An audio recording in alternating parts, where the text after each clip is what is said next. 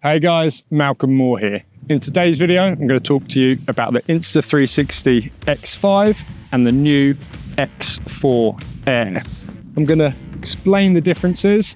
I'm going to show you plenty of footage from both these cameras and just weigh up their pros and cons so you can understand what they offer and where they sit within the range and which one might be right for you. I'm very familiar with these X series camera from Insta360s, and I've been using them since I had the old X1 a long time ago. And if you go back through my videos, you'll see that I've been using them for years. But for full disclosure, Insta360 do now sponsor me. And whilst I can honestly say that I do recommend their cameras, and I think really the results speak for themselves, this is by no means an unbiased review. I make commission from my affiliate link that you will find down below.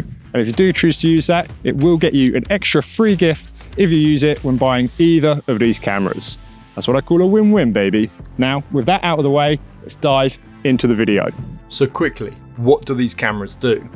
Well, you hit record and they will capture a full 360, fully spherical image all around the camera in all directions, meaning that you shoot first and reframe later. And that's kind of the tagline for Insta360. But it makes sense. You literally just hit record and then you can choose what you want the camera to focus on afterwards.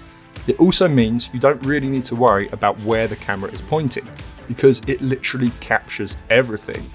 And this reframing part, well, that is now done very easily either on your phone or on your computer, where the auto tracking feature does a great job of following whoever it is you want followed. And this feature is just part of the free Insta360 software. So it doesn't make any difference if you're using the X4 Air or the X5, you can do it with either camera. Now, if you know that you want to just shoot back at yourself, which is something that I do a lot for making snowboarding tutorials, then a mode called Me Mode lets you do exactly that. And then the clips don't even need any reframing. It just doesn't need any editing, and it's basically like a selfie stick mode that again is available on both of these cameras.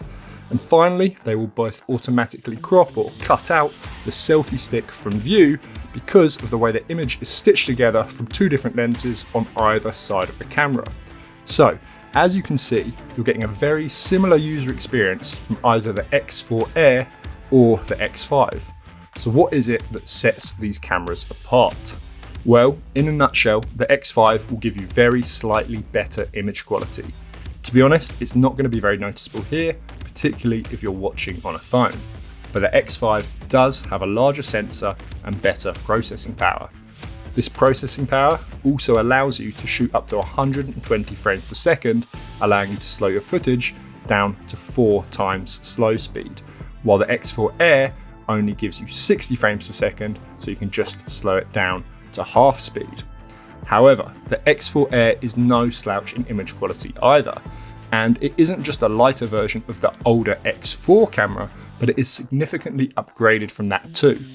It borrows some features from the newer X5, such as adaptive tone, which automatically balances exposure and adjusts brightness and color, making skies bluer, details sharper, and light transitions smoother.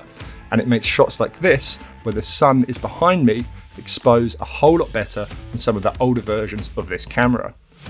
Furthermore, the X4 Air has an upgraded sensor over the old X4 that increases pixel area per 8K frame by 134%.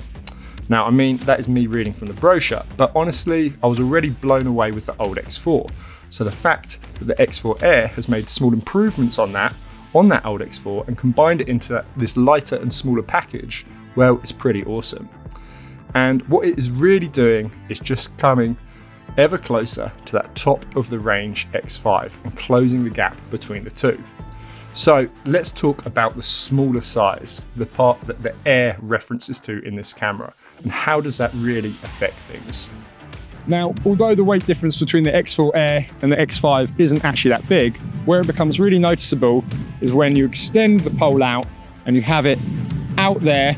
I'm using the 114 centimeter selfie stick here at the end of that stick, because as soon as you put a weight out on the end of the stick, it kind of increases exponentially and you feel it so much more. So that lighter weight X4 Air just allows you to ride more naturally. It's less fatiguing on your arm and you're less aware that you're holding a camera out there at the end of the stick, filming yourself or others. So you get this smaller camera, it's more agile, it's easier to carry on the end of your pole, and it's going to affect you less when you're riding. And yes, it's also very slightly easier for you to keep in your pocket without you noticing that you've got it there. Now, the battery life will obviously be slightly better on the X5 as it is, well, bigger. But you do get a spare battery included with the X4 Air starter pack, as well as a selfie stick that I'm using right now.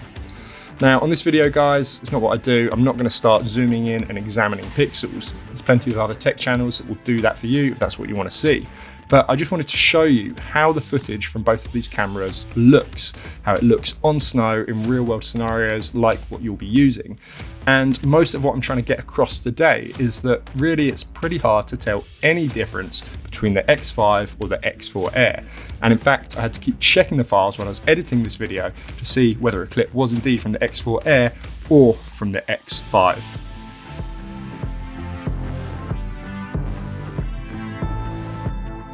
So, after listening to all of this and seeing the footage, you're probably thinking, yeah, the X4 Air sounds like the best option.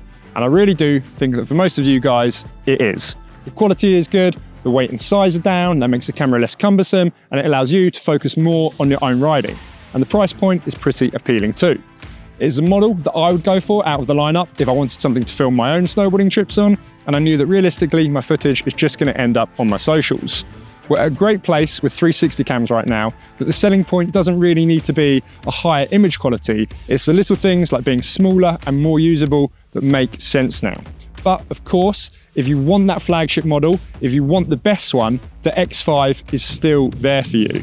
And for me, I do want the best quality for this YouTube channel. I do want the ability to have that 120 frame rates so I can slow things down in my tutorials. And that's what I'll be using for this YouTube channel going forward. But for those Instagram clips that I often film at the end of the days where I've been teaching all day, it's the X4 Air that's now going to be going in my pocket doing those. So don't forget that link is down below and get yourself a free gift with either of these cameras. Thank you for watching. I'll see you soon with some purely snowboarding content. Goodbye.